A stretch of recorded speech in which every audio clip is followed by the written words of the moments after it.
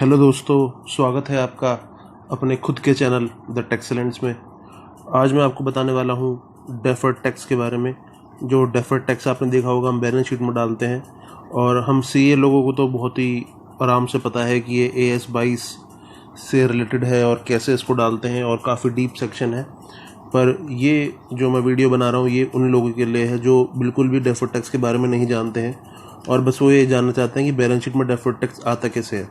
तो ये वीडियो उनके लिए है। तो प्लीज़ मुझे जज ना करें कि मैंने आपको पूरा नहीं बताया। मैं आपको बेसिक चीज़ें बताऊंगा कि हम बैलेंस शीट के अंदर डेफर्ड टैक्स एसेट या लायबिलिटी खड़ी करते हैं, वो हम कैसे खड़ी करते हैं, ये मैं इस वीडियो में आपको बताने वाला हूँ। तो इसमें मैं ज़्यादा पॉइंट कवर नहीं करूँगा, बेसिक बता दूँगा कि जो अपनी बैलेंस शीटें होती हैं, सिंपल जो हम बैलेंस शीटें बनाते हैं, उनमें हम कैसे डालते हैं। बहुत बड़ी बड़ी बैलेंस शीटों के बारे में आपको नहीं बताऊंगा क्योंकि उसमें वो टॉपिक काफ़ी लंबा है। वो उसके लिए आपको पूरा AS 22 की क्लास आपको करनी पड़ेगी किसी अच्छे टीचर की।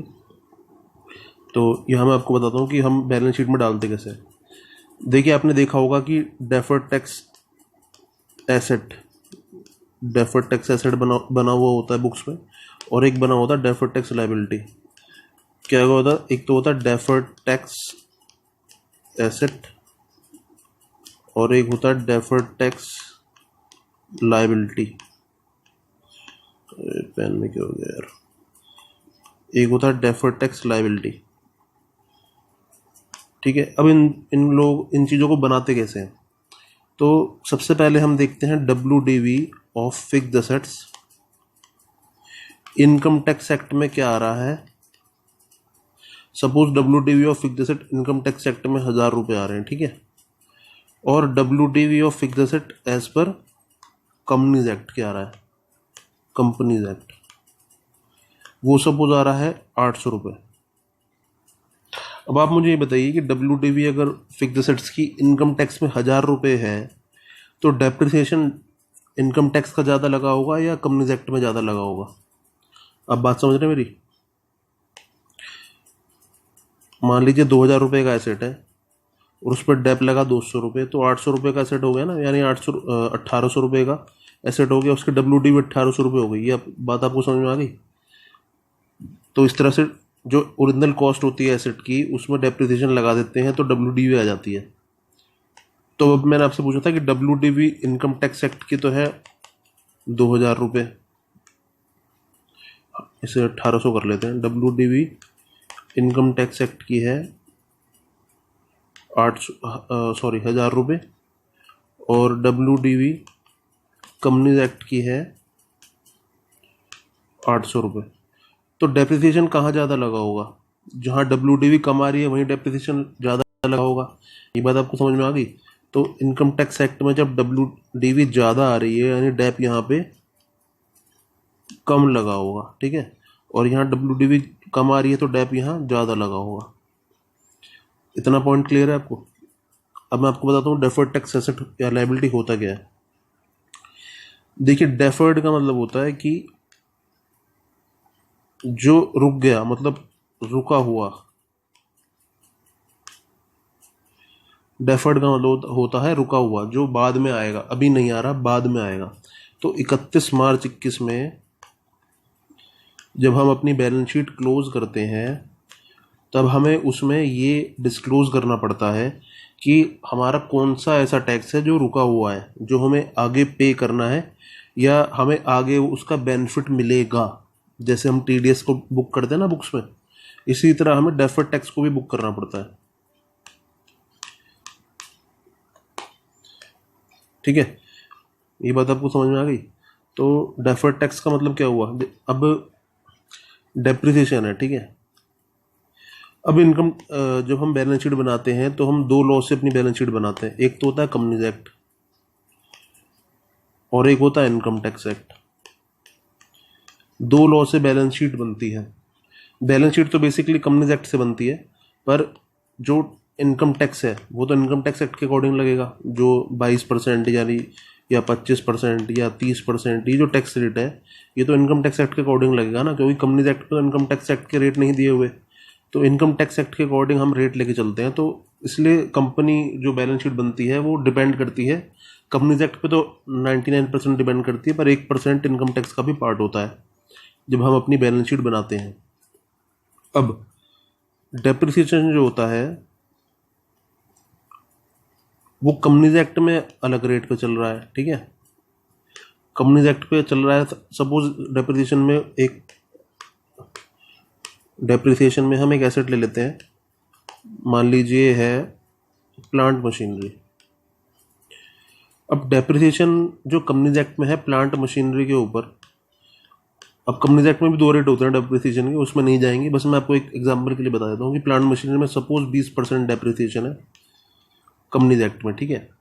अब जब हम अपनी बैलेंस शीट बनाते हैं, जब हम अपनी बैलेंस शीट बनाएंगे तो हम डेप्रिसिएशन लगाएंगे 20% का, क्योंकि कंपनीज एक्ट के अकॉर्डिंग बैलेंस शीट बन रही है, ठीक है।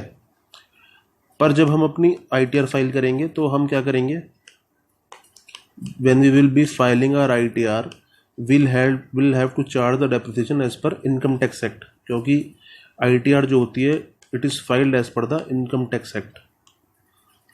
तो हमें जो डेप्रिसिएशन ITR के टाइम पे लगाना पड़ेगा वो लगाना पड़ेगा इनकम टैक्स एक्ट का।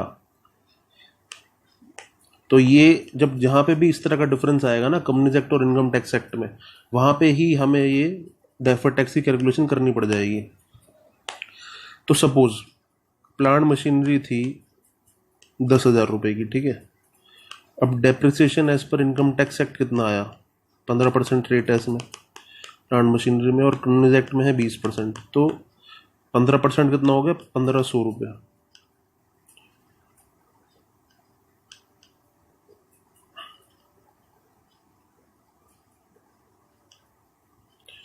दिक्कत कर रहा है, 15% ऑफ 10,000 कितने रुपये हो गया, 1,500 रुपये, और 20% हो गया 2,000 रुपये, है ना। अब आप एक चीज़ बताइए, आपने कंपनीज एक्ट में 20,000 रुपये जमा कर 2,000 रुपये डेप्रिसिएशन लगाया, यानी आपने प्रॉफिट 2,000 रुपये से कम दिखाया।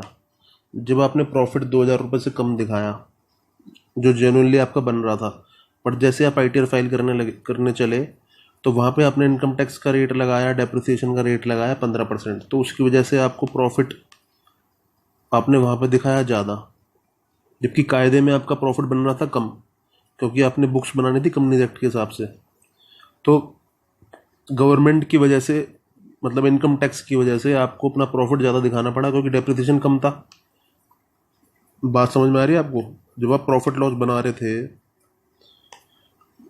तो यहाँ पे आप जब डेप्रिसिएशन डाल रहे थे, सपोज आपकी सेल है 1,000 रुपये, ठीक है। अभी एग्जांपल के लिए बहुत हाइपोथेटिकल सिचुएशन है, और कंपनीज एक्ट में आपने लगाया था 20 रुपये डेप्रिसिएशन, तो आपका जो प्रॉफिट आ रहा था, NP आ रहा था यहाँ पे, ये 980 रुपये आ रहा था, है ना।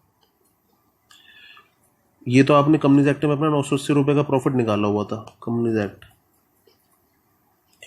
पर जैसे ही आप इनकम टैक्स में अपनी ITR भरने चले, उसने कहा नहीं भाई डेप्रिसिएशन तो 10 रुपये मिलेगा, तो आपका प्रॉफिट कितना हो गया, 990 रुपये, क्योंकि ये जो है ये 10 रुपये हो गया, तो 990 रुपये का प्रॉफिट। अब इसके ऊपर आपने टैक्स भरना पड़ा आपको, मान लीजिए आप कंपनी है तो 22% लगा रहे थे अभी के लिए, तो 990 पे 22% देना पड़ा। कायदे में आपको देना था 980 पे 22%, तो जो आपने टैक्स गवर्नमेंट को फालतू दे दिया, गवर्नमेंट को आपने टैक्स फालतू दे दिया ना, कायदे में बंद थोड़ी रहता है, इसको कहते हैं डेफर्ड टैक्स एसेट।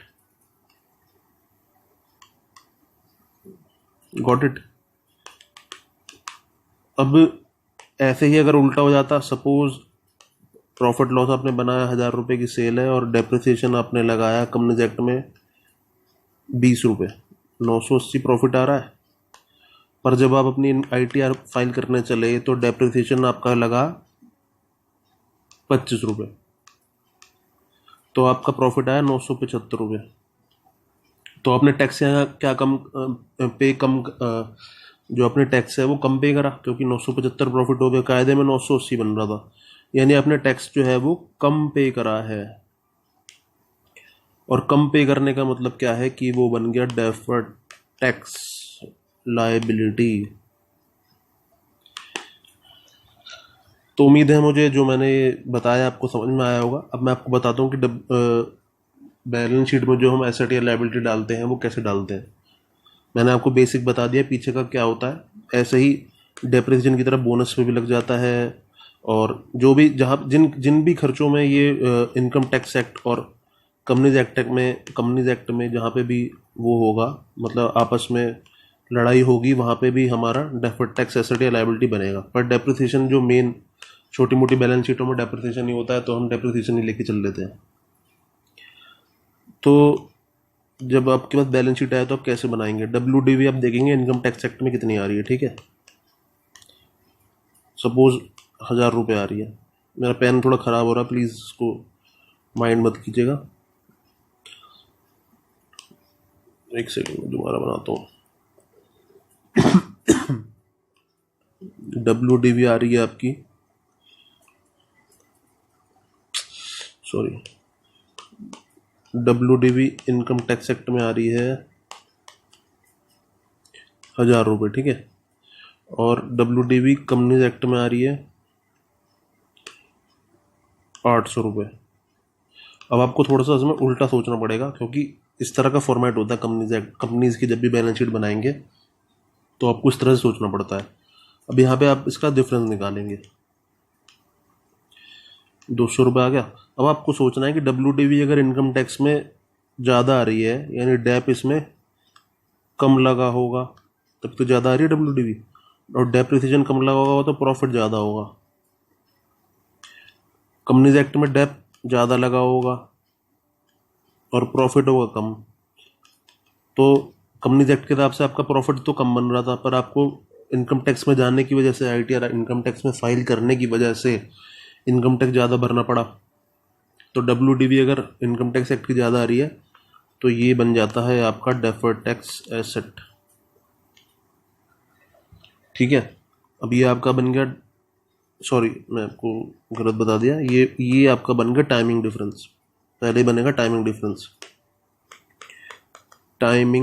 डिफरेंस, फिर इस पे हम लगाएंगे टैक्स का रेट, जो भी कंपनीज एक्ट पे लग रहा है। 22% सपोज लग रहा है, तो 22% से कितना हुआ, 440 हो गया, पता नहीं कितना हुआ, 44 रुपीज़ हो गया। तो 44 रुपीज़ जो है वो डेफर्ड टैक्स एसेट है, ठीक है।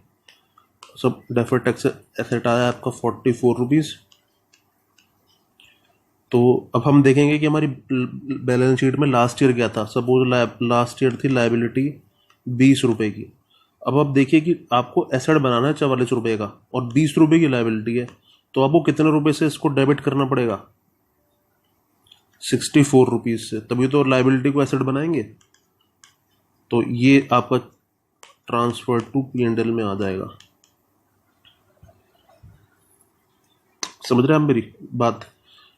अब जब आप कंपनीज एक्ट का जो P&L बनाते हैं वो प्रीवियस ईयर और करंट ईयर और यहाँ पे तो फिगर लिखते हैं, तो हम ये देखेंगे कि डेफर्ड टैक्स एसेट यहाँ माइनस में आ रहा होगा 64 रुपये।